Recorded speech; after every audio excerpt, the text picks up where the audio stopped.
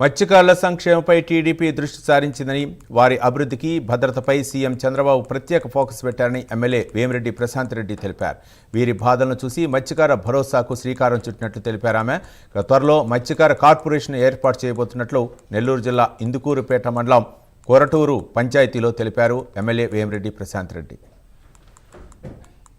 మత్స్యకార సేవలో అనేది మత్స్యకారులకి ఎంత ముఖ్యమో తెలిసిన అనుభవం ఉన్న వ్యక్తిగా ఈరోజు మీకందరికీ ఈ వేట నిషేధ సమయంలో ఏప్రిల్ 14 నుంచి జూన్ 15 వరకు 61 రోజులు నిత్యము సముద్రం మీద ఉన్న గంగపుత్రులు ఈ 2 నెలలు ఇంట్లో ఉంటే వాళ్ళు ఎక్కడ కష్టపడతారో, వాళ్ళ భోజన వసతులు, వాళ్ళ పిల్ల పాపలు, భార్య బిడ్డలు ఎంత కష్టపడతారో అని ఆలోచించి తీసుకున్న ఈ మత్స్యకార సేవలు అనే నిర్ణయం ఈ రోజు కాదు, మనం ఇంతకు ముందు 2014-19లోనే ఈ పథకానికి శ్రీకారం చుట్టిన ఏకైక నాయకులు ముఖ్యమంత్రి చంద్రబాబు నాయుడు గారు.